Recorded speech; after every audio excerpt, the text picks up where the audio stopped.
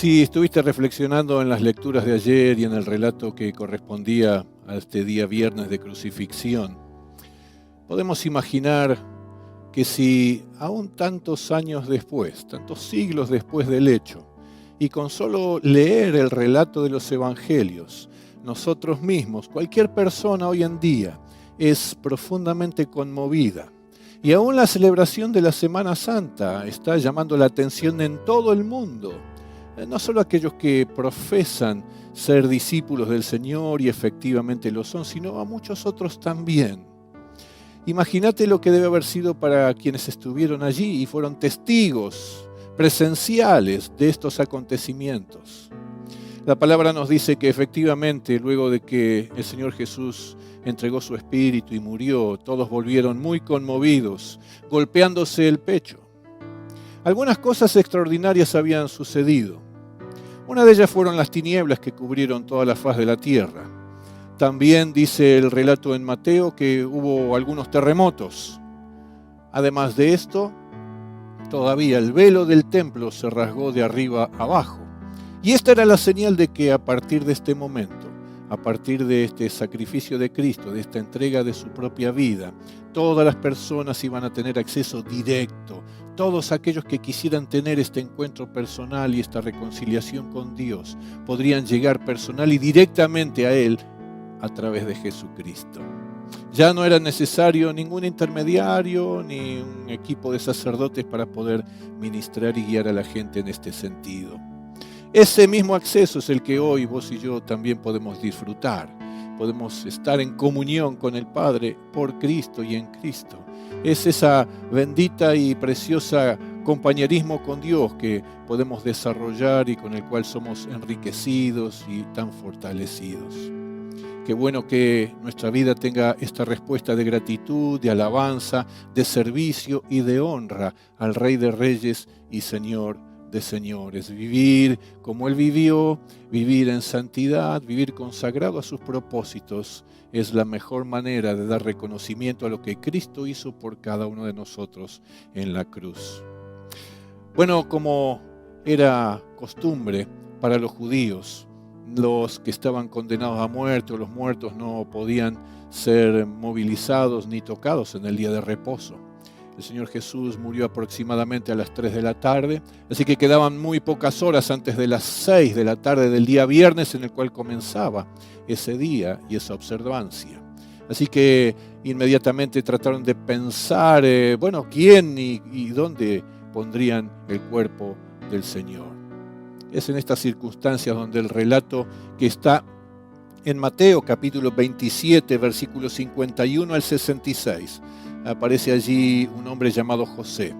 Está descrito como un muy buen amigo de Jesús, un hombre piadoso, pero un hombre que era rico también y que fue y se presentó ante Pilato para solicitar el cuerpo del Señor Jesús. Pilato, luego de asegurarse de que estaba muerto, efectivamente le entrega el cuerpo. Vaya si cabía todavía asegurarse, una vez que Jesús murió y que ya tenían que disponer de los cuerpos de los que estaban crucificados. Si alguien todavía estaba vivo, le daban con una masa muy grande para terminar de romper y quebrantar sus huesos y darles casi muerte instantánea. En el caso de Jesús ya había expirado. Sin embargo, uno de los soldados, tomando una lanza, lo clavó en el costado de Jesús, del cual fluyó agua y sangre. Bueno, ahora el cuerpo de Jesús ya en manos de José de Arimatea es preparado, es envuelto en una sábana especial y va a ser llevado a un lugar también especial. Supuestamente era una tumba familiar, no obstante eran también grandes perforaciones en una montaña y allí entonces se disponía algo como puerta pero alguien se une a José de Arimatea y alguien del cual todos casi hemos escuchado también. Se trataba de Nicodemo, aquel que había tenido el encuentro con Jesús de noche para preguntarle sobre cómo era eso de nacer de nuevo, etc. Indudablemente esto dando cuenta de que Nicodemo también estaba siguiendo a Jesús, de que su corazón estaba inclinado a Él, de que había estado siendo testigo de todo lo que había estado aconteciendo y estaba reconociendo que aquel que había muerto en la cruz verdaderamente era el Hijo de Dios.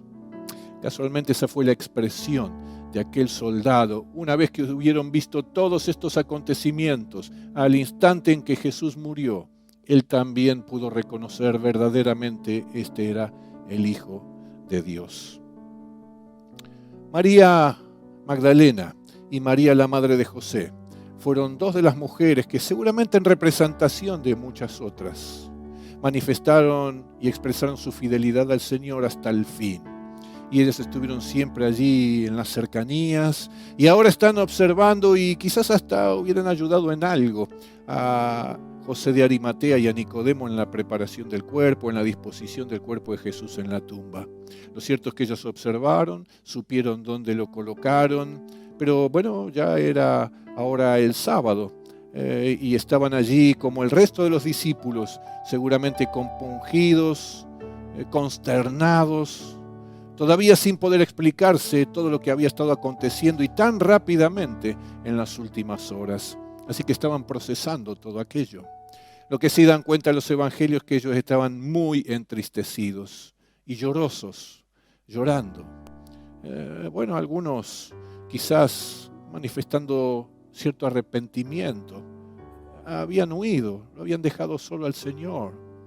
No habían alcanzado a comprender bien sus enseñanzas. Quizás alguno de ellos se sintió que había fallado a su Señor. Y allí estaban, suponiendo que todo había finalizado, que aquel había sido el último acto de una gran historia, que aquellos grandes sueños se habían esfumado y roto, y cada uno tendría que hacer frente a su vida de la mejor manera posible. Es esto lo que va a estar llenando sus mentes y sus corazones durante estas horas. Así como ellos no pudieron alcanzar a comprender todo lo que significaba que Jesús iba a dar su vida y morir de la manera en que ellos lo pudieron ver, tampoco ellos imaginarían lo que iba a estar aconteciendo pocas horas después. Pero iba a ser lo más maravilloso que podría venir del cielo. El poder de Dios iba a estar levantando a su Hijo de la muerte, sacándolo de la tumba, volviéndolo a la vida. El Señor iba a resucitar, iba a ser victorioso y allí iba a comenzar a aparecerse a sus discípulos, a las mujeres y a otros tantos más. Allí también está nuestra victoria espiritual, no solo en la muerte, sino en la resurrección de Jesús. Todo esto completa este plan precioso de Dios por la salvación de las personas. Vos y yo tenemos que estar profundamente agradecidos a Dios por lo que hizo por cada uno de nosotros. Es por su gracia, fue por su gracia, sigue siendo por su gracia. Ninguno lo merecíamos, pero Él vino a buscarnos para ofrecernos el perdón de pecados y esta vida nueva, eterna y abundante. Así que tu oración de este día también sea de alabanza y de profunda gratitud a Dios. Que Él te bendiga en este día y que estés preparado, completamente preparado para que en el día de mañana, domingo, celebremos esta victoria y unos a otros proclamemos el mismo mensaje que comenzó a circular temprano de mañana aquel domingo. Ha resucitado, no está en la tumba, está vivo, el Señor ha resucitado.